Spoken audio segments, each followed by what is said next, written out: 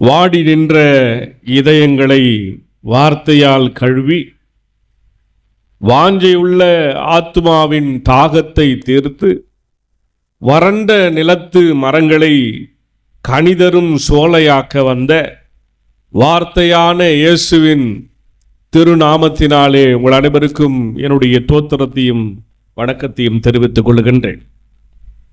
இன்றைக்கு தென்னிந்திய திருச்சபையினுடைய அட்டவணையிலே நாம் தியானம் செய்யும்படியாக கொடுக்கப்பட்டிருக்கிற தலைப்பு theological education to make the church a learning community. இறையியல் கல்வி திருச்சபையை ஒரு கற்கும் சமூகமாக உருவாக்குவது. இந்த தலைப்பில் தான் நம்ம இன்னைக்கு ஆண்டவருடைய வார்த்தை கேட்க இருக்கிறோம். திருச்சபையை கற்றுக்கொள்ளுகிற ஒரு சமூகமாக மாற்ற வேண்டும். அதுதான் இறையியல் கல்வி என்று இதை சொல்லுகிறார்கள். பொதுவாக திருச்சபை என்பது வெறுமனே பிரசங்கத்தை கேட்கும் கூட்டமாக இருக்கக்கூடாது. அது கடவுளுடைய வார்த்தையை ஆழமாக கற்றுக்கொண்டு அதன்படி வாழும் விசுவாசிகளின் அறிவார்ந்த சமூகமாக இருக்க வேண்டும் என்பதுதான் இந்த இறையியல் கல்வியினுடைய நோக்கமாக இருக்கிறது. வர வந்து பிரசங்கம் கேட்டு போயிடாம ஆண்டுடைய வசனத்தில் ஆழமா போய் அதை தியானம் செய்து அதை கற்றுக்கொள்ளுகிற ஒரு மேம்பட்ட திருச்சபை மக்களாக வளருவது, அதுதான் இன்றைய இறையியல் கல்வியுடைய ஆழமா இருக்கிறத நான் பார்க்கின்றேன். கடவுளுடைய வார்த்தை இதில் மிக முக்கியமானது. கடவுளுடைய மக்கள் தேவனுடைய வார்த்தையை நேசிக்கிறவர்களாக இருக்க வேண்டும், அதை வாசிக்கிறவர்களாக இருக்க வேண்டும், அதற்கு கீழ்ப்படியவர்களாக இருக்க வேண்டும். ஒருவேளை அதை நேசிக்காம அதை வாசிக்காம ஒருவேளை அது கீழ்ப்படியாம விலகி போனா அவர்கள் தேவனுடைய ஆசீர்வாதத்தை பெற்றுக்கொள்ளவே முடியாது. இப்ப கடவுளுடைய ஆசீர்வாதம் வேணும்னா ஆண்டுடைய வார்த்தையை நேசிக்கவோ வாசிக்கவோ கீழ்ப்படியவும் கற்றுக்கொள்ள வேண்டும். நம்ம கனித்தரும் மரங்களா இருக்கவே நாம் விரும்புகின்றோம். ஆனால் கர்த்தருடைய வேதத்தில் பிரியமா இருந்தாதான் அது நடக்கும்ன்ற ரகசியத்தை சங்கீதக்காரன் அவருடைய முதல் சங்கீதத்திலே தெளிவாக எழுதுகிறத நாம் பார்க்க முடியும். அதனால தான் நெகேமியா நாம் படிக்கப்பட்ட 4 பகுதிகளில் படி ஏற்பாட்டின் பகுதியாக இருக்கின்ற நெகேமியாவின் புத்தகத்தில் விவிலிய மாநாட்டிற்கு ஒரு வேதாக மாநாட்டிற்கு ஒரு அழைப்பு விடுக்கின்றார். ஒருவேளை அது பைபிள் கான்ஃபரன்ஸ் என்று அதை அழைக்கின்றேன். இந்த நெகேமியாவின் புத்தகத்திலே 8வது அதிகாரத்திலே 1 துவங்கி 12 வரை இருக்கின்ற அந்த பகுதியை ஒரு பைபிள் கான்ஃபரன்ஸ், என்ன கான்ஃபரன்ஸு, ஒரு வேதாகம மாநாடு என்று இதை அழைக்கின்றேன். நான் அழைக்கல, இறையியலாளர்கள் சொல்றாங்க. இங்க வந்திருக்கிற நம்ம எல்லாம் இப்ப எதுக்கு வந்திருக்கிறோன்னு சொன்னா, இன்னைக்கு இந்த வேத பகுதியை படிக்கிற இந்த வேளையில நம்ம ஒரு வேதாகம மாநாட்டுக்கு வந்திருக்கிறோம். எல்லா மாநாட்டுக்கு, நிறைய மாநாட்டுக்கு போவீங்க இல்லையா? இப்போ ஒரு மாநாட்டுக்கு உங்களை நெகேமியா அழைக்கிறார். அந்த மாநாட்டுக்கு பேர் என்ன? வேதாகம மாநாடு. இந்த இறையியல் கல்வியில ஒரு பிப்ளிக்கல் ஒரு கான்ஃபரன்ஸுக்கு உங்களை அழைத்து சொல்ல வேண்டும் என்று இங்கே அழகாய் நெகேமியா விரும்புகிறதாக நான் பார்க்கிறேன். அதனால அவர் என்ன பண்றாரு, ஒரு வேதபாரகனாகிய அல்லது ஆசாரியனாகிய எஸ்ராவை அழைக்கின்றார். ஒரு எஸ்ரா இங்கே இருக்கிறார். எஸ்ராவை நெகேமியா இந்த பணிக்கு என்று அழைக்கின்ற ஒரு காரியமாக இருக்கிறத நான் பார்க்கிறேன். முதல்ல இது ஒரு விஷயத்தை சொல்லிடுறேன். இந்த நெகேமியா 8வது அதிகாரத்திலிருந்து 13வது அதிகாரம் வரைக்கும் இருக்கிற இந்த பகுதிகள் ஒரு ஆவிக்குரிய ஊழியத்தை பதிவு செய்கிறது. ஒரு ஸ்பிரிச்சுவாலிட்டி லைஃப், ஸ்பிரிச்சுவல் லைஃப், ஆவிக்குரிய வாழ்வுக்கான ஒரு ஊழியத்தை அது இங்கே பதிவு செய்கிறத நம்ம பார்க்கிறேன். என்ன சொல்றாங்க பாருங்க, 8வது அதிகாரம் என்ன சொல்ற, மக்களுக்கு கற்பித்தலை குறிக்கின்றது. 9வது அதிகாரத்தில் பாவங்களை அறிக்கையிடுகிறத அது எம்பசைஸ் செய்கிறது. 10வது அதிகாரத்திலிருந்து 12வது அதிகாரம் வரைக்கும் பார்த்தீங்கன்னா மதில்களை மங்களப்படைப்பு செய்த டெடிகேஷன் த வால்ஸ் என்பதை அது குறிக்கின்றது. 13வது அதிகாரத்தை பார்த்தீங்கன்னா ஐக்கியத்தை சுத்திகரிக்கிறது, கிளென்சிங் த ஃபெலோஷிப். மக்களுக்குள்ள இருக்கிற ஐக்கியம் இருக்கு இல்லையா, அந்த ஐக்கியத்தை சரி செய்கிற ஒரு காரியம் பாருங்க. ஒரு ஆவிக்குரிய ஊழியம் இந்த 8வது அதிகாரத்திலிருந்து 13வது அதிகாரம் வரைக்கும் இருக்கின்றதை நான் பார்க்கின்றேன். சரி, இப்போ இந்த அதிகாரத்தில் ஒரு 3 அடிப்படையான ரெஸ்பான்ஸ் பதிலுரைகளை இங்கே விவரித்து சொல்வதை நான் பார்க்கின்றேன். இந்த 8வது அதிகாரத்தில் ஒரு 3 ரெஸ்பான்ஸ் இருக்கு, அதை சொல்றேன் பாருங்க. அதுல முதல் 1 முதல் 8வது வசனம் வரைக்கும் நீங்க பார்த்துட்டு சொன்னா அதுல வார்த்தையை புரிந்து கொள்வதற்கு அங்கு ஒரு வலியுறுத்தல் இருக்கிறத பார்க்கிறோம். அண்டர்ஸ்டாண்டிங் த வேர்ட், வார்த்தையை புரிந்து கொள்ள வேண்டும். இன்னைக்கு நம்ம நிறைய பேருக்கு ஒரு பிரச்சனை என்னன்னா, வசனம் தெரியும், அதனுடைய மீனிங் என்ன பண்ணுறது இல்லை, நிறைய நேரத்தில் தெரியுறது இல்லை. எனக்கு கூட நம்ம எல்லாரையும் சேர்த்துக்கலாம். இதில் நம்ம எல்லாம் கற்கும் ஒரு சமூகமாக மாறணும்னு சொல்லி தான் இன்றைக்கு இந்த தலைப்பையே அழகாக வைத்திருக்கிறாங்க. அப்போ கற்றுக்கொள்ளுகிற ஒரு சமூகமாக மாற வேண்டும். இப்போ கற்றுக்கொள்ளணும்னா புரிந்து கொள்வதற்கு ஆயத்தப்பட வேண்டும். சரியா?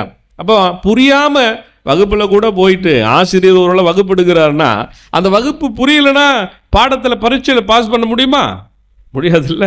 அப்படிதான் ஆவிக்குரிய வாழ்க்கையிலும் கிறிஸ்தவ வாழ்க்கையிலும் ஆண்டவருடைய இந்த பக்தி வாழ்விலும் கூட நம்ம ஒருவேளை அந்த வசனங்களை புரிந்து கொள்ளாமலே, வசனம் அதிகமாக தெரிகிறது முக்கியம் அல்ல, ஆனால் ஒரு வசனத்தையாவது புரிந்து கொள்வதற்கு முயற்சி செய்ய வேண்டும். அதை தான் இந்த பகுதியில் இந்த அடிப்படையான பதிலுரையாக பார்க்கப்படுது. வார்த்தைக்கு புரிந்து கொள்றதல், அப்புறம் வார்த்தைக்கு மகிழ்ந்திருத்தல், வார்த்தைக்கு கீழ்ப்பிடிதல், இந்த 3 பதிலுரை ரெஸ்பான்ஸு இங்கே நம்ம இருக்கிறத பார்க்கணும். இந்த அதிகாரத்தில் இந்த புரிந்து கொள்றது மாத்திரம் 6 முறை வருகிறதையும் நம்ம இங்கே கவனிக்க வேண்டும். வேதாகமத்தை புரிந்து கொள்ளும் அளவுக்கு வயது முதிர்ந்தவர்கள் மட்டுமே சபையில் இருக்க அக்காலகட்டங்களிலே அனுமதிக்கப்பட்டிருக்கிறாங்க.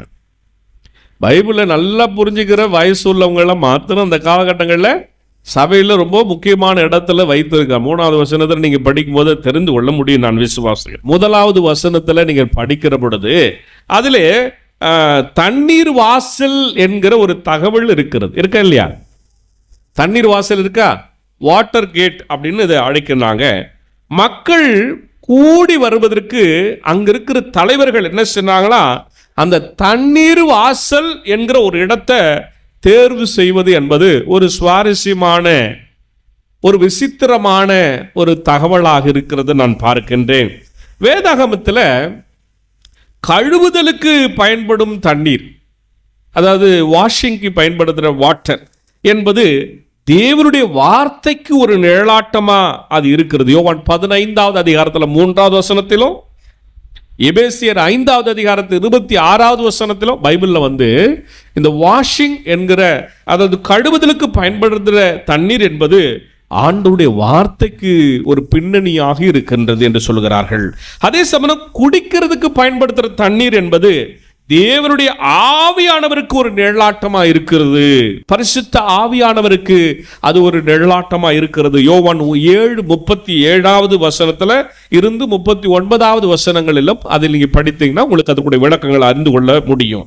இப்போ இங்கே நமக்கு வார்த்தை அப்படி என்ற ஒரு தண்ணீரை நம்முடைய வாழ்க்கையில நாம் பயன்படுத்தும் பொழுது ஆவியானவர் எப்படி கிரியை செய்து நமக்கு தேவையான உதவிகளை செய்கிறார் என்பதையே இந்த பகுதி நமக்கு அதிகமான பாடத்தை நமக்கு கற்றுக் கொடுப்பதாக நான் பார்க்கிறேன்.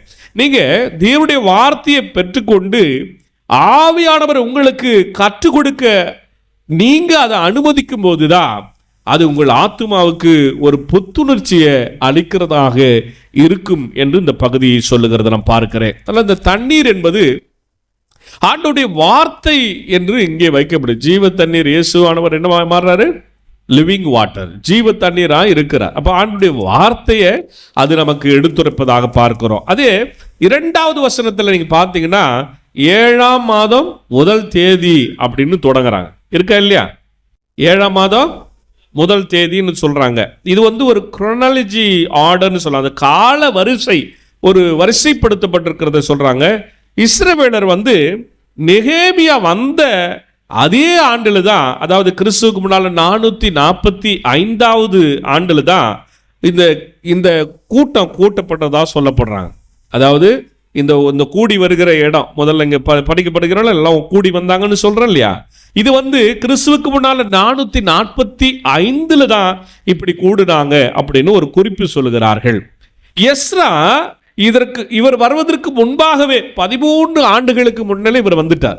நெகேமியா வர்றதுக்கு முன்னாலே எஸ்ரா என்ன பண்ணிட்டாரு, 13 வருஷத்திற்கு முன்னாலே அங்கே ஏற்கனவே அவர் வந்து இருக்கிறார். இந்த 7ஆம் மாதம்ன்றத அவங்க திஸ்ரி மாதம்னு சொல்லுவாங்க. என்ன மாதம்? திஸ்ரி அப்படின்னு சொல்லுவாங்க. அப்படின்னா செப்டம்பர்லேருந்து அக்டோபர் மாதம் அப்படின்னு நம்ம அண்டர்ஸ்டாண்டிங்கில் புரிந்து கொள்ள வேண்டும். சில இதை எப்படி சொல்கிறாங்கன்னா, இது சிவில் புத்தாண்டு அப்படின்னு சொல்கிறாங்க. அதை இஸ்ரவேலர்களுடைய வாழ்க்கையில் வரலாற்றில் 2 வகையான புத்தாண்டுகள் இருக்கிறது. ஒன்று என்னன்னா ரிலீஜியஸ் நியூ இயர் அப்படின்னு சொல்லுவாங்க. ஒரு நியூ இயர் மத ரீதியான ஒரு ஒரு ஒரு புத்தாண்டு. அப்போ இது எப்போ தொடங்க, நிசான் மாதத்தில் தொடங்குகிறதா பார்க்குறாங்க. அது அப்படின்னா மார்ச்லேருந்து ஏப்ரல் மாதம் அப்படின்னு அது சொல்கிறாங்க. கடவுள் இஸ்ரவேல் மக்களை அடிமைத்தனத்திலிருந்து கொண்டு வந்தார் இல்லையா, அப்போ அதை பஸ்காவாக அனுசரித்தாங்க நம்ம சொல்கிறோம் இல்லையா. அப்போ அந்த காலங்களில் அது இருக்கின்ற ஒன்றாக இருக்கின்றது. ஆனால் இப்போ இந்த சிவில் புத்தாண்டு என்பது, சிவில் நியூ இயர் என்பது எப்பொழுது தொடங்கும் என்று சொன்னால், இந்த திஸ்ரி மாதத்தில் தொடங்கும். நான் சொன்னேன், இது நெகேமியா புத்தகத்தில் குறிப்பிடுற 7ஆவது மாதம் இதுதான். இந்த திஸ்ரி மாதம் தான் இந்த 7ஆவது மாதம் என்று குறிக்கப்படுகிறது. எப்போ? இந்த திஸ்ரி என்று சொல்லப்படுகிற மாதம் தான். இந்த மாதத்தில் தான் ரொம்ப சிறப்பு இருக்கிறது. என்னன்னா, இந்த பாவ நிவர்த்தி நாள் அப்படின்னு சொல்லுவாங்க. யோம் கீப்பர். ஒருவேளை பைபிள் ஸ்டடிக்கு வரவங்களுக்கு இது நான் சொல்ற வார்த்தை புரியும். யோம் கீப்பர், பாவ நிவர்த்தி நாள். அந்த நாள் இது, அது நடைபெறுகிற ஒரு நாள். இன்னொன்று கூடார பண்டிகை, சுக்கோத்து பண்டிகைன்னு சொல்லுவோம் இல்லையா, அந்த பண்டிகை நடைபெறுகிற, கொண்டாட்டம் நடைபெறுகிற ஒரு காலம் இது. ஸோ இந்த காலத்தில் தான் இந்த மக்கள் கூடி ஆண்டவருடைய வேத வசனம், நியாயப்பிரமாணம் சொல்கிறோம் இல்லையா, சோரான்னு சொல்லுவாங்க. அதை எப்படி 5 புத்தகங்களையும் ஒன்றா கொண்டு வந்து படித்தாங்கன்னு தெரியல. ஆனால் ஒரு இன்ட்ரெஸ்டிங் இருக்குது. எல்லாத்தையும் கொண்டு வந்து ஒன்றா படிச்சிருக்கிறத ஒருவேளை அதை ஸ்கிப் பண்ணியெல்லாம் படிச்சிருப்பாங்கன்னு நான் நினைக்கிறேன். முழுசாக படித்தது வாய்ப்பு இல்லை. ஆனால் எல்லாவற்றையும் படித்திருக்கிறார்கள் என்றே இந்த பகுதியில் நாம் பார்க்கிறோம். சரி, இந்த 3வது வசனத்தில் எஸ்ரா தான் வாசிப்பையும் போதனையும் எப்போ ஸ்டார்ட் பண்ணுறாரா? அதிகாலையில் தொடங்குறார். எப்போ முடிக்கிறாரு? மத்தியானம் வரைக்கும் போகுது. எத்தனை மணிக்கு தொடங்குறாரு? காலையில், அதிகாலையில் தொடங்க. அதிகாலைன்னா சூரியன் உதிச்ச உடனே நினச்சிக்கோல்லைங்க. இப்போ நம்ம 9:30 மணிக்கு சர்வீஸ் வைக்கிறோம், அந்த மாதிரி இல்லை. சூரியன் உதிச்ச உடனே. எப்போ முடிச்சிருப்பாங்க? மத்தியானம் சாப்பாடு நேரத்தில் முடிச்சிருக்கிறாங்க அப்படின்னு இந்த பகுதியில். ஆனால் இதனுடைய பொருள் என்னன்னா, அந்த சபையார் தோராயமா 5 மணிலிருந்து 6 மணி நேரம் எழுந்து நின்று கவனித்தார்களாம். எப்படி கவனிச்சாங்களா? இப்போ கொஞ்ச நேரம் 1 மணி நேரம் உட்காருன்னு சொன்னால் நம்மளுக்கு கஷ்டமா இருக்குது. ஆனால் 5 மணி நேரம் நிற்கணும். அப்போ நான் கூட 1 மணி நேரம் பிரசங்கம் பண்ணால் நான் நிற்கணும் இல்லையா? 5 மணி நேரம் இல்லை 6 மணி நேரம் அங்கே தோராவை படிக்கிற பொழுது, நியாயப்பிரமாணத்தை படிக்கும் பொழுது இஸ்ரேல் மக்கள் எடுத்து நின்று கேட்டாங்க அப்படின்னு இது இருக்கிறது. அப்போ இது எனக்கு தெரிஞ்சு இது என்ன சொல்கிறாங்கன்னாக்கா, 18ஆம் வசனத்தை படித்து பார்த்தீங்கன்னா தோராயமாக ஒரு வாரம் இது நீடித்து இருக்கிறது. இந்த ரீடிங்ஸ் எவ்வளோ நாளாக போயிருக்கா?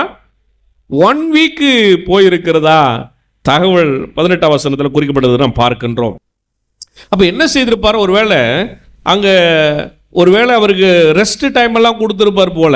யார்? நெகேமியா எஸ்ராவும் பேசிட்டு கொஞ்ச நேரம், ஏன்னா ரொம்ப நின்றுட்டே இருக்கணும்னா என்ன பண்ண முடியாது, ரொம்ப கடினம் இல்லையா, மக்கள் கஷ்டப்படுவாங்கல்ல, கொஞ்ச நேரம் ஓய்வெல்லாம் கொடுத்துருப்பார் நான் நினைக்கிறேன். ஆனால் மக்கள் தேவன் பேசுவதை கேட்பதற்காகவே அங்கு வந்திருந்ததால எழுந்து நின்று கேட்க அவங்க தயாராக இருந்திருக்கிறாங்க. யார் பேசுறதை கேட்கறதுக்கு வந்தாங்களா? கடவுள் பேசுறத கேட்கறதுக்கு வந்ததுனால அவங்களால உக்காந்து கொள்ள முடியல. அவங்க நின்று கொண்டே ஆண்டவருடைய வசனத்தை கேட்டதா பார்க்க. அப்போ அவங்க என்ன பண்றாங்களாம், வேதாகமத்தை கனப்படுத்துறது அவங்களுக்கு மிக முக்கியமாக இருந்திருக்கிறது. இப்போ தங்களுடைய நாளின் பாதியை வாசிப்பதற்கும் அல்லது கற்றுக்கொள்வதற்கும் அவங்க தங்களை அர்ப்பணித்தார்கள். வாழ்க்கையினுடைய ஒரு நாளை 5லேருந்து 6 மணி நேரம், ஆனால் அது மொத்தமாக படிக்கும் போது ஒரு வாரம் போச்சுன்னு சொல்கிறாங்க. ஏன்னா ஒரு நாளில் 5லேருந்து 6 மணி நேரம் என்ன பண்ணியிருக்காங்க, அதை படிச்சிருக்கிறாங்க. அப்போ அவங்க கற்றுக்கொள்வதற்கும் வாசிக்கிறதுக்கும் அவங்களை தங்களை அர்ப்பணித்து ஆண்டவருடைய சமூகத்தில் கொடுத்திருக்கிறாங்க. இதை என்ன சொல்றாங்க, இது ஐக்கியப்பட்ட திருச்சபையா அவங்க இருந்ததுனால இது நடந்துவிட்டது. எப்படி நடைபெற்றா? ஐக்கியப்பட்ட திருச்சபையா அவங்க இருந்தாங்க. ஒரு திருச்சபைன்னா அப்பப்போ ஐக்கியப்படணும், அப்பப்போ கூடி வரணும், அப்பப்போ ஆண்டவருடைய சமூகத்தில் வரணும். அப்போ எல்லா தேவனுடைய சமூகத்தில் அவங்க ஐக்கியப்படுகிற ஒரு திருச்சபையாரா இருந்ததுனால தான் இப்படி ஒரு பக்தி நிலைக்கு அவர்கள் வந்ததாக சொல்லப்படுகிறது. பாருங்க, அவங்க புஸ்தகத்தை வழிபடலை. நல்லா புரிஞ்சுக்க, எழுந்து நிற்கிறதுனால நம்ம கூட பைபிள் படிக்கும் பொழுது 2 முறை எழுந்து நிற்கிறோம். எப்போ எழுந்து நிற்கிறோம்? சங்கீத பாடம், அப்புறம் இது 2 பாடத்தையும் படிக்கிற பொழுது நம்ம என்ன பண்ணுறோம், திருச்சபை மரபில் இப்படி வைத்திருக்கிறோம். ஆண்டவர் இயேசு கிறிஸ்துவுடைய வரலாறு இருக்கிறது. அவருடைய பிறப்பு, அவருடைய வாழ்வு, ஊழியம், அவருடைய இறப்பு, அவருடைய உயிர்த்தெழுதல் நிரம்பிய ஒரு பகுதி என்பதனாலே நம்ம எழுந்து நிற்க வேண்டிய, ஆண்டவரை கனப்படுத்த வேண்டிய ஒரு அவசியம் இருக்கிறது. அதனால நம்ம என்ன பண்ணுறோம், நம்ம எழுந்து நிற்கிறோம். பிற்காலத்தில் சங்கீதமும் அதை அங்கே சேர்க்கப்பட்டிருக்கிறத நம்ம பார்க்கிறோம். சரி, இங்கே ஆண்டவரை மகிமைப்படுத்த தான் அவங்க நினைத்தாங்களே தவிர, வழிபட தான் நினைத்தாங்களே தவிர, புத்தகத்தை என்ன பண்ணலை, அவர்கள் வழிபட இருக்கவில்லை. கர்த்தரையே அவர்கள் வழிபட்டார்கள். நம்ம கடவுளுடைய வேத வார்த்தையை நம்ம ஒருவேளை ரொம்ப அதிகமாக காத்து வைக்கிற கிறிஸ்தவர்கள் சில நேரத்தில் பைபிள் அப்படி பத்திரமா வைப்போம், பைபிள் அப்படியே முத்தெல்லாம் கொடுத்து வைப்போம். ஆனால் என்ன பண்ண மாட்டோம், திறந்து படிக்கிறதுக்கு நேரம் இருக்காது நமக்கு. சில நேரத்தில் நம்ம அப்படி இருந்துடுறோன்றதையும் இந்த பகுதி நமக்கு எடுத்துரைக்கிறது. எல்லாம் பைபிள் அப்படியே இப்படி நெஞ்சில் வச்சுன்னு இப்படி வருவாங்க, அப்படியே பக்தியாக கொண்டு வருவாங்க. நல்லது, சந்தோஷம். அது கொண்டு வரீங்க, அதுக்கான கணத்தை கொடுக்குறீங்க, ரொம்ப சந்தோஷம். அதில் கொஞ்சம் திறந்து ஒரு வசனத்தையாவது படித்தாதானே அது நம்முடைய வாழ்க்கையில் எதிராக ஒரு மாற்றத்தை கொண்டு வரும் இல்லையா? அப்போ ஆண்டவருடைய வார்த்தையை நம்ம நடத்தும்படிக்கு ஏதாவது ஒன்றை அனுமதிக்க வேண்டும் இல்லை? அதை மொத்தம் கொடுக்கறது முக்கியம் இல்லை, அது சத்தத்தை கொஞ்சம் கேட்கறதுக்கு நம்ம என்ன பண்ணணும், நம்ம முற்பட வேண்டும் என்பது ரொம்ப முக்கியமாக அந்த பகுதியில் இருக்கிறது. உலகத்தில் சில பகுதிகளில் எப்படி இருக்காங்கன்னா, அந்த கம்யூனிஸ்ட் கூட்டமைப்பினுடைய வீழ்ச்சி இருந்த பின்னாக இந்த கிழக்கு ஐரோப்பிய விசுவாசிகள் எல்லாம் என்ன பண்ணாங்களா, பைபிள் போதனைகளை கேட்பதற்காக அவங்க சர்ச்சஸ் எல்லாம் ரொம்ப ரஷ்ஷான சர்ச்சஸ். அவங்க என்ன பண்ணுவாங்கன்னா, எழுந்து நின்று தான் கேட்பாங்களாம். ஐரோப்பிய திருச்சபைகள் எல்லாம் அந்த காலகட்டங்களில் எழுந்து நின்று தான் ஆண்டுடைய வசனங்களையே கேட்டாங்களாம். எப்படி இப்போ நம்ம படிச்செல்லாம் எழுந்து நின்று கேட்டாங்கன்னு அப்படி கேட்டாங்க. ஆனால் அந்த வெஸ்டர்ன் இவாஞ்சலிக்கல் சர்ச்சஸ் எல்லாம் வந்த பிறகு, இப்போ நம்ம வெஸ்டர்ன் கலாச்சாரத்தில் western churches, eastern church, western church ரெண்டாக புரிஞ்சிச்சு நம்ம பார்த்தோம் இல்லையா? இந்த திருச்சபைகள் எல்லாம் வந்த பொழுது எப்படியா மாறிடுச்சுன்னாக்கா, பிரசங்கம் எவ்வளவு சுருக்கமாக இருக்கிறதோ அவ்வளவு அதிகமாக நாம் அதை விரும்புகிறோம். ஆமாம் தானே? ஐயரு சீக்கிரமாக முடிச்சாருன்னா ரொம்ப நல்லா இருப்பா, தங்கமான மனுஷன்பா, இன்னும் அழகாக பிரசங்கம் பண்ணுறாரு அவர், அப்படி சொல்லுவோம் இல்லையா? ஆனால் கொஞ்சம் அப்படியே நானும் கூட 20 நிமிஷம் பேசுகிறாள், 15 நிமிஷம் பேசுகிறாள். இங்கே நம்ம பாஸ்டேட்டுக்கு வந்த பிறகு ஒரு நேரம் எல்லாம் என்ன சொல்கிறாங்க, ஐயர் சீக்கிரமாக பேசி முடிச்சிடுறீங்க, நீங்கள் நிறைய பேச மாட்டீங்கன்னா என் மேலே கம்ப்ளைண்ட்டு, அதனால் நான் என்ன பண்ணுறேன், கொஞ்சம் நேரம் எடுத்து பேசினா. இப்போ இன்னொரு பிரச்சனை வருது, என்னடான்னா ஐயர் ரொம்ப நல்லா தான் பேசுகிறாரு, ஆனால் கொஞ்சம் என்ன பண்ணுறாரு, ரொம்ப கூட சொல்கிற டைம் எடுத்துக்கிறாரு. நான் எடுத்துக்கிறேன் டைமு, உங்கள் டைமை நான் எடுத்துக்கிறேன். இப்படி மாறிடுச்சு இல்லையா பாருங்க. ஆனால் வெஸ்டர்ன் சர்ச் இன்னைக்கு நிறைய சர்ச்சு அதான் விரும்புது. என்ன சொல்லுதுன்னா, சுருக்கமாக இருந்துச்சுன்னா பிரசங்கத்தை ரொம்ப அதிகமாக நேசிக்கிறேன். ஆனால் இஸ்ரேல் மக்கள் அப்படி இல்லையா, 5 மணி நேரம் 6 மணி நேரம் நின்னே ஆண்டவருடைய வசனத்தை அவங்க வாஞ்சியோடு கேட்டிருக்கிறத நெகேமியா புத்தகத்தில் அவ்வளவு அழகாக எழுதியிருக்கிறத நாம் பார்க்க முடியும். பாருங்க, மோசே நியாயப்பிரமாணத்தை எழுதுறதுக்கும் எஸ்ரா அதை வாசித்ததற்கும் இடைப்பட்ட காலம் சுமார் 1000 ஆண்டுகள் இருக்கலாம் அப்படின்னு ஒரு குறிப்பு சொல்லப்படுகிறது நாம் பார்க்கிறோம். லேவியர்கள் இந்த இடத்துல நியாயப்பிரமாணத்தை கற்பிப்பதில் எஸ்ராவுக்கு துணையாக இருக்கிறத நம்ம பார்க்கிறோம். 7வது வசனத்தில் அங்க பாருங்க, லேவியர்கள் என்ன பண்றாங்க, நியாயப்பிரமாணத்தை கற்றுக் கொடுக்கறதுல எஸ்ராவுக்கு ஹெல்ப் பண்றதை நம்ம பார்க்கிறோம். ஏன்னா அது அவர்களுக்கு தேவன் கொடுத்த ஊழியங்களில் ஒன்றா அவங்க நினைத்தாங்க. உபாகமம் 33:10 மல்கியா 2வது அதிகாரம் 7வது வசனத்தை படித்து பார்த்தீங்கன்னா இந்த லேவியர்கள் எப்படி நினைக்கிறாங்களா, கடவுள் கொடுத்த ஊழியம் அது. நியாயப்பிரமாணத்தை மக்களுக்கு கற்றுக் கொடுக்கிறது என்பது என்னது, கடவுள் கொடுத்த ஒரு ஊழியம். அதனால தான் எஸ்ராவுக்கு அவங்க போய் துணையா நின்று அதை விளக்கி கொடுப்பதில் அவங்க முக்கியமான பணியாற்றம். எப்படி விளக்கி கொடுத்திருப்பாங்க நான் யோசிக்கிறேன். இறையில் அழகா அதுக்கு பதில் வைத்திருக்கிறாங்க. எப்படி விளக்கி கொடுத்தார்களா, அவங்க மக்களோடு மக்களா கலந்து இருந்தாங்களாம். எப்படி இருந்தாங்களா, கற்றுக் கொடுக்கிறவன் மக்களோட மக்களா இருக்கணும். ஒருவேளை நான் கூட இனி வருகிற காலங்களில் பைபிள் ஸ்டடிக்கு உங்களை மாதிரி பேண்ட் ஷர்ட்டில் தான் வரணும் பழகுது. ஏன்னா மக்களோடு மக்களா கலந்து இருந்தாங்க. யாரு, லேவியர்கள். மக்களோடு மக்களா கலந்திருந்து வாசிக்கிற இடைவெளி வரும் இல்லையா, இந்த கேப் கொடுப்பாங்களா கொஞ்சம், அந்த இடைவெளியில் அவங்க என்ன பண்ண, மக்களின் கேள்விகளுக்கு அவங்க பதில் கொடுக்க ஆரம்பிச்சாங்களாம். அப்ப நியாயப்பிரமாணத்தை எப்படி நம்முடைய சொந்த வாழ்க்கையில பயன்படுத்துவது அப்படின்னு அவங்க கற்றுக் கொடுத்தாங்க. வாசிக்கும் பொழுது எஸ்ராவுக்கு ஹெல்ப் பண்ணாங்கன்னு சொன்னல, எப்படி ஹெல்ப் பண்ணாங்களாம், கூட்டத்தோடு கூட மக்களோடு நின்று கொண்டு இருப்பாரு. அப்படி நின்று கொண்டிருக்கும் பொழுது அப்போ அவங்களுக்கு இந்த கேப்பு கிடைக்கும் இல்லையா, நான் சொன்னேன்ல ரொம்ப நேரம் நிற்கும் போது கொஞ்சம் ரெஸ்ட் கொடுப்பாங்கன்னு. அந்த ரெஸ்ட் டைமில் உடனே என்ன பண்ணுவாங்க, அவங்க கேள்விக்கு இந்த நியாயப்பிரமாணத்தை உங்கள் லைஃப்பில் நீங்கள் எப்படியெல்லாம் நீங்கள் என்ன பயன்படுத்தணும் அப்படின்றத அவர்கள் அழகாக கற்றுக் கொடுத்திருக்கிறார்கள் என்று இந்த பகுதியில் நாம் 7வது வசனத்தில் நாம் இதை பார்க்கின்றோம். அப்போ அவரோடு கூட ஒரு இந்த பக்கம் ஒரு பார்ட்டி, இந்த ஒரு பக்கம் ஒரு பார்ட்டி, 2 குரூப் நின்று இருக்கிறத நம்ம பார்க்கிறோம். அதில் ஒரு 14 பர்சன்ஸ் நேம் அது பதிவு செய்திருக்கு, 14. ஆனால் பைபிளில் 13 என்று பதிவு செய்திருப்பாங்க. ஏன்னாக்கா வழக்கமாக 12 என்பது 12 கோத்திரங்களை குறிக்கின்ற ஒன்று, லேவியர்களை சேர்த்தால் 13. ஆகவே அந்த 13 என்று குறிக்கப்பட்டிருக்கிறோம். ஆனால் 14ஆக இருக்கிறதாகவும் ஒரிஜினல் வேர்ஷனில் மூல சோர்ஸில் அப்படி குறித்து அதை சொல்லப்பட்டிருக்கிறத நாம் பார்க்கிறோம். இப்போ லேவியர்களுடன் சேர்ந்து இங்கே 13 அநேகமாக மக்களுக்கு கற்றுக் கொடுக்கிறது தான் இந்த ஆசாருடைய பணியாக இருந்திருக்கிறது. ஒருவேளை ஐயர்மாருங்க, உபதேசிமாருங்க இன்னைக்கு திருச்சபைக்கு கற்றுக் கொடுக்க வேண்டிய அவசியம் இருக்கு. அதனால தான் நம்ம ஒவ்வொரு வியாழக்கிழமையும் நம்ம என்ன பண்றோம், அதுக்காக சிரமப்பட்டு அது கர்த்தர் கொடுத்த ஊழியம் என்பதற்காக அந்த பைபிள் ஸ்டடியை நம்ம என்ன பண்றோம், மக்களுக்கு கற்றுக் கொடுக்கறதுக்கு ஒரு முயற்சி இருக்கு. நான் கூட என்ன அருளுரையில் எப்பவுமே பார்த்தீங்கன்னா ஏதோ ஒன்று டீச் பண்ணணும் அப்படின்னு நான் யோசிப்பேன். அதனால கற்றுக் கொடுக்கிறது ரொம்ப முக்கியம்.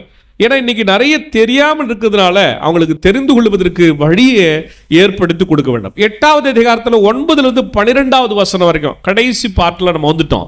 இந்த பகுதியில் இருக்கிறது தான் என்னை மிகவும் கவர்ந்த ஒரு பகுதியா இருக்கிறது.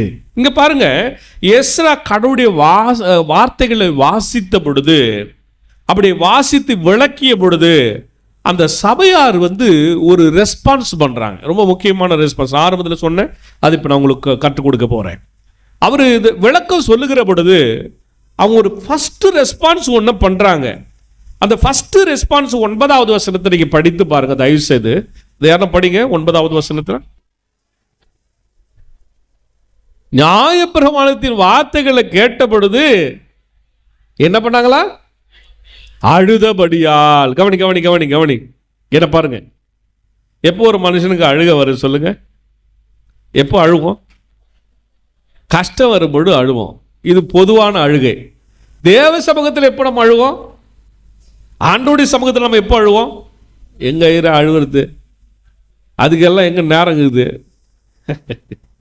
ஆண்டோடைய சமூகத்தில் இந்த இஸ்ரவேல் மக்கள் அழுகிறார்கள். எப்போ அழுதாங்களா, நியாயப்பிரமாணத்தை படிக்கும் பொழுது அழுதாங்களாம். ஐயா கவனிங்க, எப்போ அழுதாங்களா, நியாயப்பிரமாணத்தை படிக்கும் பொழுது அழுதாங்க. இப்போ இந்த நியாயப்பிரமாணத்தை ஏன் படிக்கும் பொழுது அழுதாங்கன்னா, ஒவ்வொரு விசுவாசிக்கும் அவங்களுடைய இருதயத்தில் ஒரு குற்ற உணர்வு ஏற்பட்டதான். இப்போ ஒரு வேளை வேதாகமத்தில் யாக்கோபு ஏசாவும் பார்க்கலாம். தான் சகோதரனுக்கு விரோதமாய் செயல்பட்டதுனால ஒரு குற்ற உணர்வுக்கு அவருக்கு இருந்தது. வேதனையோடு இருக்கிற, எப்படின்னா தான் சகோதரோட அண்ணங்கிட்ட போய் ஒப்புரவாகணும்னு நினைச்சார். இப்போ இப்படி இந்த அருளுரையை நான் தயாரித்து கொண்டிருக்க பொழுதுதான் எனக்கு ஒரு பாடல் ஒன்றை கடவுள் கொடுத்தார். அந்த பாடலை உங்களுக்கு நான் பாட போறேன். ஒரு அருமையான ஒரு பாடல். இந்த குற்ற உணர்வு வருகிற பொழுது அல்லது அழுகின்ற பொழுது, ஒப்புரவாகிற பொழுது தேவன் எப்படியா நம்மளை ஆசீர்வதிக்கிறார், எப்படி அந்த ஒரு அனுபவம் இருக்குது, அந்த ஃபீல் இருக்குன்றத காலை நேரத்தில் அதிகாலையில் நான் இதை உங்களுக்காக ஆயத்தப்படுத்தி கொண்டிருந்த பொழுது கர்த்தர் இந்த அருமையான ஒரு ஆண்டவர் நம்ம மேல் அவர் சொல்கிறார். ஆதி ஆகமத்தில் 33வது அதிகாரத்தில் 11வது வசனம் தான் இந்த ஒரு பகுதி எனக்கு அந்த நேரத்தில் ஆண்டவர் வெளிப்படுத்தின ஒரு பாடல். இது ஆதியாகமம் 33:11 அனுகிரகம் எனக்கு செய்திருக்கு. அவர் வராரு, அவர் சொல்றாரு, அவன் சகோதரத்தில் போய் ஒப்புரவாகும் பொழுது பரிசுப்பொருட்களோடு கொண்டு போகிறேன், எனக்கு இதெல்லாம் வேணான்னு சொல்லும் பொழுது அங்கே யாக்கோபு சொல்ல, கர்த்தர் எனக்கு அனுகிரகம் செய்திருக்காரப்பா, ஆண்டவர் எனக்கு கிருபை அளிச்சிருக்கிறார். உனக்கு ஒருவேளை இன்னைக்கு தேவ சமூகத்தில் வந்திருக்கிற உங்களுக்கு எனக்கும் ஆண்டவருடைய அந்த அருள், அந்த கிருபை, அந்த அனுகிரகம் இன்னைக்கு இருக்கிறதுனால தான் நீங்கள் ஆண்டவருடைய பிள்ளைகளா, சுதந்திரமான பிள்ளைகளா நம்ம இருக்கிறோம். அதனால தான் இந்த பாடலை கொடுத்துருக்கிறாரு. நான் இந்த பாடலை உங்களோடு கூட பாட இருக்கிறேன். இல்லை கரகடை தட்டி ஆண்டவர் நாமத்தை நாம் உற்சாகப்படுத்தலாம். அனுகிரகமே போதுமையா, அடைக்கலம் தாருமையா, அனுகிரகமே போதுமையா, அடைக்கலம் தாருமையா. அல்லேலூயா அல்லேலூயா அல்லேலூயா அல்லேலூயா. அனுகிரகமே போதுமையா, அபிஷேகத்தால் நிரப்புமையா. செங்கடலை பிளந்து வாழ்வை தினம் கடந்து பார்வோன் சேனைய வெல்ல வேண்டுமே. செங்கடலை பிளந்து பார்வோன் வாழ்வை கடந்து பார்வோன் சேனைய வெல்ல வேண்டுமே. அக்கினி ஸ்தம்பமாய் மேக ஸ்தம்பமாய், அக்கினி ஸ்தம்பமாய் மேக ஸ்தம்பமாய், உம்மையே நம்பி நடக்கிறோம், உம்மையே நம்பி நடக்கிறோம். அனுகிரகமே போதுமையா, அடைக்கலம் தாருமையா. அனுகிரகமே போதுமையா, அபிஷேகத்தால் நிரப்புமையா. சகோதர கசப்பு அதிகரித்த போதும் ஒப்புரவு நிரப்ப மாறுதே. சகோதர கசப்பு அதிகரித்த போதும் ஒப்புரவு இனிப்பாய் மாறுதே. யாக்கோவை போல ஏசாவை மகிழ, யாக்கோவை போல ஏசாவை மகிழ, ஆண்டவரை போற்ற வேண்டுமே, அனுகிரகம் பகிர வேண்டுமே. அனுகிரகமே போதுமையா, அடைக்கலம் தாருமையா. அனுகிரகமே போதுமையா, அபிஷேகத்தால் நிரப்புமையா.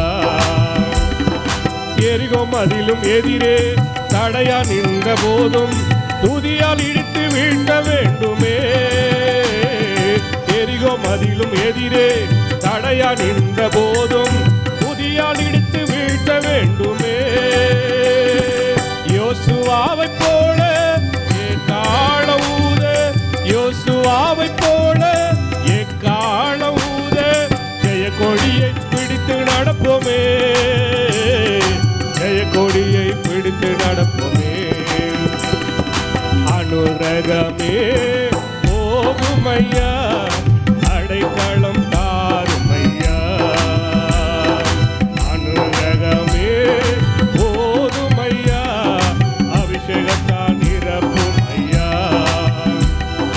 கோலியாத்தை போல எதிரி வந்த போதும், கோலியாத்தை போல எதிரி நின்ற போதும் உம் நாமத்தாலே வீட்ட வேண்டுமே.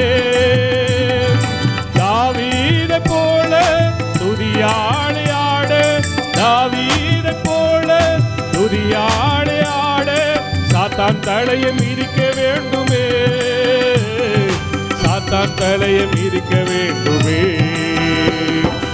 அனுகிரகமே போதுமையா, அனுகிரகம் தாருமையா.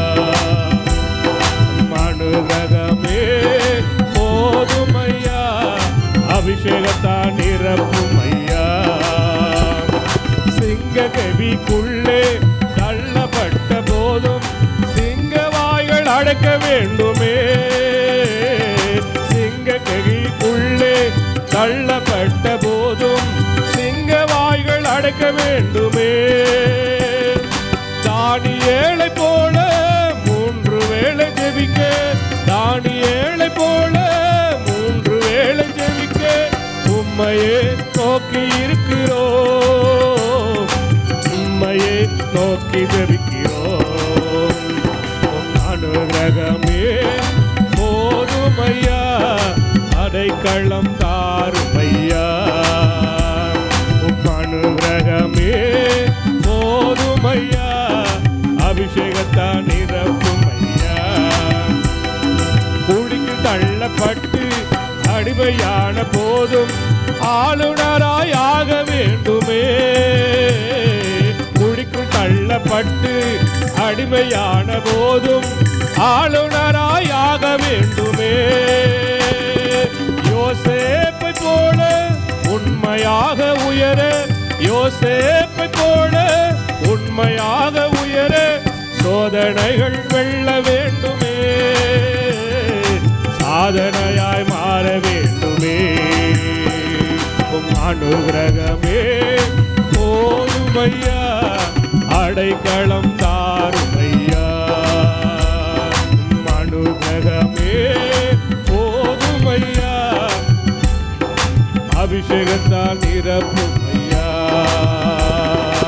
அபிஷேகத்தால் நிரப்பும் ஐயா, அபிஷேகத்தால் நிரப்பும் ஐயா,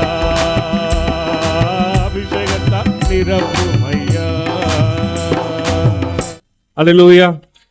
காலை வேளையில் இந்த பாடலை நம்ம பாடும் பொழுது எனக்கு அப்படி ஒரு மகிழ்ச்சி, அப்படி ஒரு சந்தோஷம். அதான் ஃபுல்லாக உங்களுக்கு இந்த பாட்டையே நான் பாடி முடிக்கணும்னு நான் ஆசைப்பட்டேன். பாருங்க, இந்த இடத்துல அவர்களுக்குள்ளாக கர்த்தர் அழுது ஆண்டவரை ஆராதிக்கிற ஒரு மக்களா என்ன பண்ணியிருக்காங்க, அவங்க காணப்படுகிற காரணம் என்ன? அவங்களுடைய குற்ற உணர்வு. வசனத்தை படிக்கும் பொழுது ஆண்டவர் உங்கள் உள்ளத்தில் பெரிய வார்த்தையை கொண்டு போய் வைப்பார். உங்கள் இதயம் உடைந்து ஆண்டுடைய சமூகத்தில் நிற்பீங்க. அப்போ ஆண்டவர் உங்களை மகிமையினால நிரப்புகிற தேவனா அவர் இருக்கிறத நம்ம கண்ணால் பார்க்க முடியும். அப்போ என்ன நடந்துச்சு? அவங்க தங்களுடைய பாவங்களுக்காக துக்கம் கொண்டாட ஆரம்பிக்கிறார்கள். ஏன்னு சொன்னா, நியாயப்பிரமாணத்தினால பாவத்தை அறிகிற அறிவு அங்கே உண்டாகிறது. ரோமர் 3வது அதிகாரத்தில் 20வது வசனத்தில் அது பதிவு செய்யப்பட்டிருக்கிறது. இந்த நியாயப்பிரமாணம் பாவத்தை அறிவதற்கு நமக்கு அறிவை கொடுக்கிறது. ஆனா நியாயப்பிரமாணம் நம்மளை ரட்சிக்க முடியாது. அது ரொம்ப முக்கியமானது. நியாயப்பிரமாணம் நம்மளை என்ன பண்ணுது? ரட்சிக்க முடியாது. ஆனால் ரட்சிக்கப்பட வேண்டும் என்பதை நமக்கு என்ன பண்ணுமா? அது உணர்த்துகிறது. அப்படி உணர்த்தி ஆண்டவராகிய இரட்சகராகிய இயேசு கிறிஸ்துவை நோக்கி நம்மை அது வழி நடத்தும். ஒருவேளை இன்றைக்கு தேவனுடைய சமூகத்தில் வந்திருக்கிற தேவ பிள்ளைகள், உங்களுக்கு இந்த ஆண்டுடைய வார்த்தைகள் நம்ம எதுக்கு நேராக நடத்தணுமா? இரட்சகராகிய இயேசு கிறிஸ்துவுக்கு நேராக நம்ம நடத்தணும். எப்படி நடத்தணுமா? இது நமக்கு இருதயத்தில் உணர்த்தும். ஆண்டவருடைய வார்த்தை, ஒவ்வொரு வார்த்தையும் நமக்கு உணர்த்துகிற வார்த்தைகளாக இருக்கும், இருதயத்தை உடைக்கிற வார்த்தைகளாக இருக்கும். நீங்கள் படிக்கும் பொழுது உங்கள் லைஃப் அந்த வசனத்தில் நீங்கள் பார்க்க முடியும்.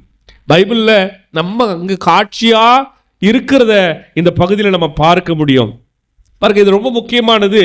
தேவனுடைய வார்த்தை இங்கே குற்ற உணர்வை கொண்டு வருகிறது. தான் யார் என்பதை அவர்களுக்கு நிரூபணம் செய்து கொடுக்கிறது. அப்ப குற்ற உணர்வு மாற்றம் கொடுக்கல, மனம் திரும்புவதற்கு அவர்களை வழி நடத்தியது. இஸ்ரேல் மக்கள் அவங்க அழுக ஆரம்பித்தாங்க ஐயா. அப்படி அழுக ஆரம்பித்த பொழுது அவங்க மனம் திரும்புதலை நோக்கி பயணம் செய்தார்கள். அப்படி மனம் திரும்புவதனால அவங்களுக்கு மகிழ்ச்சி வந்தது. தேவ சமூகத்தில் அழுகையும் வரும், மனம் திரும்பிய பிறகு மகிழ்ச்சியும் வரும். இந்த ரெண்டு சேர்ந்த ஒரு கலவையா அங்கு தேவ சமூகத்தில் நம்ம நிற்போம் பாருங்க. அதுதான் ரொம்ப உச்சமான ஒரு மகிழ்ச்சியை நமக்கு கொடுக்குது. எரேமியா 15வது அதிகாரத்தில் 16வது வசனத்தில், உம்முடைய வார்த்தைகள் கிடைத்த போது அவைகளை உட்கொண்டேன், உம்முடைய வார்த்தைகள் என் இதயத்துக்கு களிப்பும் மகிழ்ச்சியுமா அளித்தது. சேனைகளின் தேவனாகிய கர்த்தாவே, உம்முடைய நாமம் எனக்கு தரிக்கப்பட்டிருக்கிறது என்று சொல்லி அந்த வசனத்துல நாம் பார்க்கின்றோம். அப்போ லேவியர்கள் உதவியோடு நெகேமியா மக்களை துக்கப்படுத்துவதற்கு அங்கே ஆயத்தப்படுத்துறார். அதோட நிறுத்திடல, ஒருபடி மேல போய் அவளை கொண்டாடுவதற்கும் அவங்களை ஆயத்தப்படுத்துகிறார். துக்கப்படவும் ஆயத்தப்படுத்துறார் நெகேமியா. அவங்க எப்ப கொண்டாட முடியும்? அந்த பாவ உணர்வெல்லாம் பெற்று ஆண்டவருடைய சமூகத்தை நிற்கும் பொழுதுதான் அந்த மகிழ்ச்சியின் உச்சத்திற்கு சென்று, அங்க பாவம் நம்மளை வெல்லும் பொழுது நம்ம மகிழ்ந்திருக்க முடியாது. தேவன் நம்ம மன்னித்த பிறகு நமக்கு துக்கம் கொண்டு இருக்க முடியாது. இப்ப இந்த ரெண்டு விஷயமும் நம்முடைய வாழ்க்கையில மாறுபட்டு இருக்கிறத நாம் பார்க்க முடியும். வேதாகம காலங்களில் சில நேரங்களில் தங்கள் செல்வத்தை நிலத்துல புதைத்து வைத்தாருங்க. நம்ம வேதத்தில் படிக்கிறோம் இல்லையா? அவங்க நிலத்துல புதைச்சு வச்சிருக்காங்க. அப்ப நிலத்தை உழுகிற விவசாயி வருகிற பொழுது திடீர்னு அங்க தங்கம் நிறைந்த ஒரு ஜாடியை கண்டெடுத்தாங்கன்னா அவங்களுக்கு ரொம்ப மகிழ்ச்சி இருக்கு இல்லையா? அப்ப அந்த மாதிரி மகிழ்ச்சி தான் ஒவ்வொரு கிறிஸ்துவனுக்கும் தேவனுடைய வார்த்தை புதைந்து கிடக்கிற மிகப்பெரிய பொக்கிஷங்களை கண்டுபிடிக்கும் பொழுது வருகிறது. உங்க வீட்டில் ஒரு புதையல கண்டுபிடிக்கிறீங்க, உங்களுக்கு சந்தோஷம் வருமா வராதா? சந்தோஷம் வருமா வராதா? எனக்கு சொல்லுவீங்க. உபதேசர் போன் பண்ணி, ஐயா ஜாப் பண்ணீங்க, எங்களுக்கு தங்கம் கிடைச்சிக்குதுன்னு சொல்லுவாங்களா? யாருக்கும் சொல்ல மாட்டேன். கப்பு செப்புன்னு வீட்டில் கதவு போட்டு யாருக்கு லைட்டெல்லாம் ஆஃப் பண்ணி யாருக்கும் தெரியக்கூடாது. செல்ஃபோன் டார்ச்சில் கூட வச்சுன்னு பார்ப்பீங்க. அவன் தானே அவ்வளோ சந்தோஷம் அந்த புதையில் கிடச்சிச்சுன்னா. ஒரு புதையில் உங்கள் கையிலே இருக்குது, அதை பிரிச்சே பார்க்கறதுக்கு நேரம் இல்லை. ஆண்டவருடைய வார்த்தை ஒரு பொக்கிஷமாக நம்ம கையில் கொடுக்கப்பட்டிருக்குது ஐயா. ஆனால் அந்த பொக்கிஷத்தை நம்ம வாசிக்கும் பொழுது, தியானிக்கும் பொழுது, ஜெபிக்கும் பொழுது நம்ம தோண்ட தோண்ட தோண்ட புதையல் போல கிடைக்கும். தோண்டனா தானே புதையல் கிடைக்கும். குணா தோண்ட தோண்ட ஆண்டவருடைய வசனங்களை தோண்ட தோண்டதா நீங்க அந்த புதையல ரகசியங்களை அறிந்து கொள்ள முடியும். அந்த பொக்கிஷங்களை கண்டுபிடிச்சாதான் நமக்கு மகிழ்ச்சி கிடைக்கும். எப்படி அந்த புதையல கிடைச்சா மகிழ்ச்சியோ, இப்படி ஆண்டவருடைய வசனம் ஒவ்வொரு நாளும் தோண்டி எடுக்க வேண்டும்.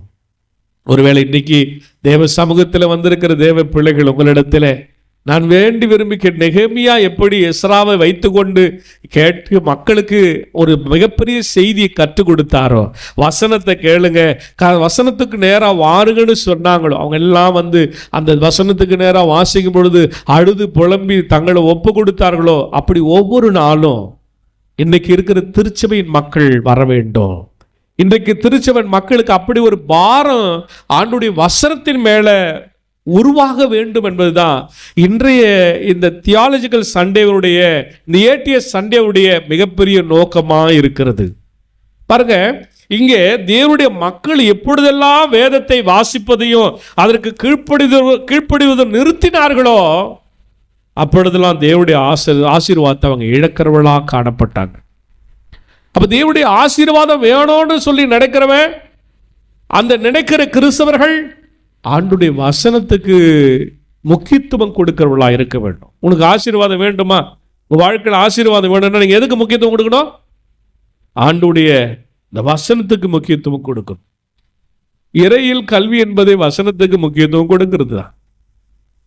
இறையில் கல்வி என்பது தோண்டி எடுக்கிற பொக்கிஷம் தான், புதையல் தான்.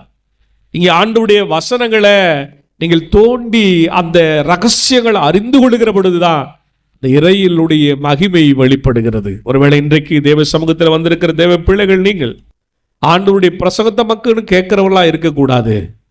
ஆண்டவருடைய பிரசங்கத்தை மட்டும் கேட்டுட்டு போக இல்லாம நீங்க ஆராய்ச்சி செய்கிற கிறிஸ்தவர்களா மாற வேண்டும்.